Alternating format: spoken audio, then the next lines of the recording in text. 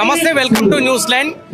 SC declaration ఏదైతే చేవెళ్లలో మల్లికార్జున ఖర్గే గారి ఆధ్వర్యంలో ఇచ్చిన ఎస్సీ డిక్లరేషన్ ఏదైతే ఉందో పూటకొకటి కాంగ్రెస్ ప్రభుత్వం వాటిని పక్కన పెడుతుందని కనిపిస్తుంది. ఈ రోజు ధర్నా చౌక్ లో ఎస్సీ ఉపకులాలు మా డిక్లరేషన్ అమలు చేయాలి అని చెప్పేసి ధర్నా చేస్తున్నారు.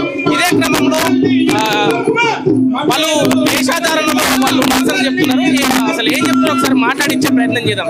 చెప్పండి, మీరు ఇక్కడికి ఎందుకు వచ్చిర్రు, ఏం చెప్పదలుచుకున్నారు చెప్పండి.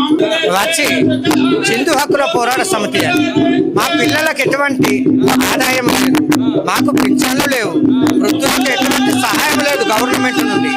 దానివల్ల ఇప్పుడు ఇన్ని ప్రోగ్రాములు చేసుకుంటూ ఆ సర్కారుకు విన్నవించేది ఏమంటే మాకు కళాకార పింఛన్లు, ప్రతి ఒక్క సమస్యలకు, మా పిల్లల ఒక్క చదువులకు అన్నిటికీ పోరు గవర్నమెంట్ మాకు చేయూతనిచ్చి కాపాడాలని కోరుకుంటూ ఇటువంటి ధర్నాలు చేస్తున్నామండి. ఏమి ఇవ్వలేదు, మా పిల్లలకి ఎటువంటి ఉపకారం లేదు. కాబట్టి మా పిల్లలకు చేయూతనిచ్చి ఏ కాలేజీలో పోయినా ఫీజులు లేకుండా చేయాలని వారిని విన్నవించుకుంటూ గవర్నమెంట్ కు నమస్కారం చేసేటువంటి ధర్నాలు చేస్తున్నాం.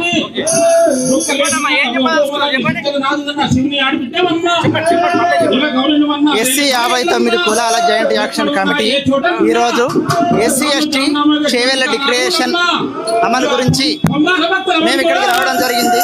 మాది వరంగల్ జిల్లా. మేము చిందు యక్షగాన కళాకారులం. నా పేరు గడ్డం చిరంజీవి. మరియు మా యొక్క అధ్యక్షులు, జాతీయ అధ్యక్షులు ఎవరంటే బైరి వెంకటేశం గారు, మా యొక్క కుల అధ్యక్షుడు తెలంగాణ రాష్ట్ర హక్కుల పోరాట సమితి అధ్యక్షులు రాయల లక్ష్మీనరసయ్య గారు, వారి ఆధ్వర్యంలో ఇక్కడ ఈ ఇందిరా పార్క్ వద్ద ఈరోజు ఇక రావడం జరిగింది. మా యొక్క కళ ప్రదర్శన కూడా చేశాము. ఇంతకు ముందు ఒక గంట సేపు అక్కడ చేశాము. మాక ఇంతకు ముందు ఈ యొక్క ప్రజాప్రభుత్వం రేవంత్ రెడ్డి గారి ప్రభుత్వం ఆ రోజు చేవెళ్ళ డిక్లరేషన్ కార్యక్రమం గురించి 3 కార్పొరేషన్ల కొరకు ఆయన ప్రకటించడం జరిగింది. మాదిగా 57 ఉపకులాలకు డిక్లరేషన్ కొరకు, కార్పొరేషన్ డిక్లరేషన్ కొరకు ఇక చెప్పడం జరిగింది. కాబట్టి ఇక ప్రజాప్రభుత్వం ఇప్పటికీ 2.5 సంవత్సరాలు దాటుతుంది. ఇక మాకింతవరకు కూడా మా యొక్క కులానికి కానీ 57 ఉపకులాలకు కానీ ఇంతవరకు మా గవర్నమెంట్ నుంచి ఏ పథకాలు కూడా అందడం లేదు. ఏది వచ్చినా కూడా ఇక మా యొక్క కొంతమందికి లబ్ధిదారులు వాళ్ళకు తీసుకుని వెళ్తున్నారు. కాబట్టి మా 57 కులాలకు న్యాయం జరగాలని ఆయన ఇచ్చినటువంటి మాట తప్పకుండా నెరవేర్చుకోవాలి. ముఖ్యమంత్రి ఇచ్చినటువంటి మాట తప్పకుండా నెరవేర్చుకోవాలి. మా యొక్క ఉపకులాలకు 57 ఉపకులాలకు న్యాయం జరిగేటట్టు ఇక మేము ఇక్కడికి ఈడ ధర్నా రూపకంగా వేస్తున్నాం. కాబట్టి మరి ఇక ఈరోజు ఇక వేసాము. ఇక మేము ఇక మా యొక్క గ్రామాలకు వెళ్ళిపోతాం. కాబట్టి ప్రజాప్రభుత్వం ఇంతటితో మా యొక్క కులాలకు న్యాయం జరగాలి. మాకు ఇల్లు లేవు, పెన్షన్ లేవు, ఇంద్రమ్మ పథకం ఇల్లు లేవు, పెన్షన్ లేదు, కళాకారులకు పెన్షన్ లేదు.